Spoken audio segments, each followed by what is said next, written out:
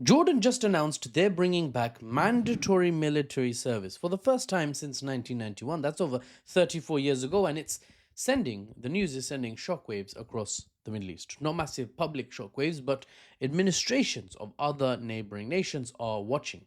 And it's a sign of things to come. A sign that Jordan's monarchy may smell difficulty ahead and is allocating funds and focus to militarization to prepare for it. Starting February 2026, 6,000 young Jordanian men born in the year 2007 will be selected through an electronic lottery system to serve 3 months of basic military training. They'll earn about $140 a month, a tidy sum in Jordan to be sure. But here's the catch: no phones are allowed on military premises. So these Jordanian infantrymen, essentially reservists, will not be doing things like, for example, the IDF would be doing, which is posting selfies and dancing videos while in uniform on TikTok as part of a drive to boost recruitment efforts, right? Making it seem like, conflict and joining the military is a trending hashtag, hashtag war crimes. Anyway, if you try to dodge the Jordanian draft, you're looking at least 3 months in jail, followed by the mandatory service anyways. So, it's if you're chosen, it's like the opposite of a real lottery. Now that's the news, so you can be off. Here's the analysis, though. Sit down if you wish, but this won't be coffee or tea drinking in-depth analysis, so you don't need one of these unless you absolutely want one. Take a moment to pause to think about think analytically, right? I'm encouraging you guys to think like analysts. Think, what does this mean for Jordan, who hasn't had the draft, hasn't had conscription in any meaningful sense in the last 34 years, right? The last time they had any sort of conscription, I wasn't on the face of the earth. And I'm no spring chicken myself, so I'm sure many of you were not on the face of the earth or were very young children at the time. Why now, right? Well, let's, analyze. The timing, you see, isn't coincidental.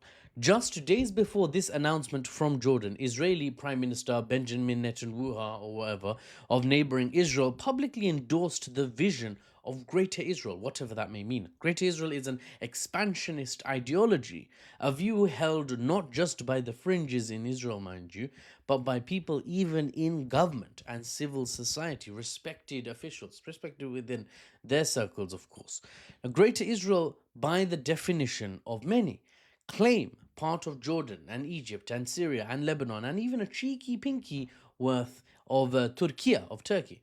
It claims all of these different places as part of a future Greater Israel, right? It says that Israel has the de jure by right. It has the de jure authority over these lands. In an interview, later edited and then re-uploaded by Israeli news media site I-24 to remove the mention of Greater Israel, and Netanyahu's response basically saying, I support it and we're already in it. And, I'm paraphrasing, but you can go and look up the interview. I actually made a post on TikTok where I posted the part of the interview that was redacted. I found it and I posted it for you, so have a look at that. Netanyahu basically said, he felt he was on a spiritual mission for his state. Now, Jordanian Crown Prince Hussein bin Abdullah, son of obviously the Jordanian monarch, King Abdullah, framed this conscript reactivation as preparing young people to, quoting the Prince of Jordan, serve and defend their homeland. Fine. Damn right. Right? The kingdom is caught between multiple pressures. The ongoing war in Gaza, potential Palestinian displacement into Jordan from the West Bank, where Israel is resorting to rushed and even more inhumane ways of displacing the natives there. Is kind of like a sort of panicked, speed up of their, previous actions anyway. They were already doing madness there. Instability from Syria's uncertain future, and now explicit territorial threats from its most violent ethno-state neighbor.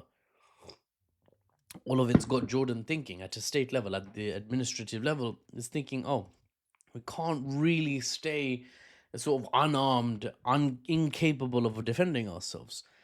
This move is about military readiness. It's about reinforcing national identity and unity among the youth. A storm is brewing, and Jordan seems to be scaling up its youth, its next generation, to be able to weather that storm. Jordan cannot stand, I should point out, against Israel alone. But they can make themselves prickly. Jordan can make itself prickly. Right? They can make it so if they are going to be eaten, which if Israel, geostrategically speaking, if Israel wanted, it could eat Jordan up whole and just spit out the bones, or an analogy for any sort of resistance put up. If they are going to be eaten, Jordan can promise, you can eat us, but best believe you're eating a cactus, not a marshmallow, right? The administration of the region, the administrations of the region see storm clouds on the horizon. They see the coming calamities. They see the portents or omens of war. And I don't just mean around too with Iran. As Israel loses its American support, as geostrategically speaking, America slowly pulls away from the Middle East, pulls away from Eastern Europe as well. But that's another video, selection. As America pulls away and Israel sees we have no strategic depth, we have no ironclad allies in the region that will remain our allies even after America has left. The citizens of every country around us hate us. I wonder why, by the way, but that's another topic as well. The point is, in a calculated manner, Israel might feel, the administration in that state might feel, we're boxed in, we're in a corner, we're going to have to make some moves, and they're going to have to be crazy to balance out the desperate situation and the declining trajectory our state is on. We simply will not last unless some madness is done. And Jordan knows that. Other countries in the region know that. And Jordan can't do much, right? They can't do much in terms of their economy, in terms of their military, in terms of their position. They're like a string of cute little settlements on the edge of the desert with no strategic depth, with no defense. They're like Saudi Arabia's buffer, right, between itself and Israel. That's what Jordan is, right? Here, the Hashemites from the Hejaz region will just chuck you over there. Go play king over there. That's basically what happened when the British mandate for Palestine was cut up and the Ottoman Empire was disintegrated in this region. But that's history for another video. Loads of references to other videos, but that's just how it is. There's too much to cover within one TikTok. But I hope to cover it all.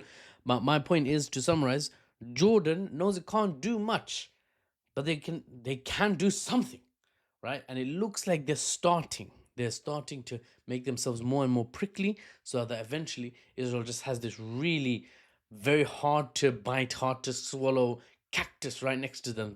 You can eat it, right? It's not gonna, a cactus doesn't really fight back, not really, but it's gonna be painful to eat. Do you really want to, or you just want to go around it, right? That's what Jordan's hoping for.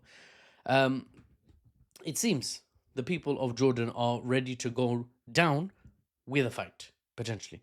With any luck and preparation, they hope that Israel, if it does choose to expand itself or attempt to, will find it much harder to swallow up Jordan if it's configured itself to be a cactus, not a marshmallow, in the ensuing chaos. Where Jordan would expect other countries, by the way, to be involved on other fronts. Perhaps a militarized population in that situation may even be able to drive back invaders from Israel after some time. If Israel was fighting multiple battles or multiple wars with multiple nations on several fronts, Jordan wants to be better prepared for that scenario. That's the hope for the Jordanian administration. The message to other states from Jordan, to summarize, is clear.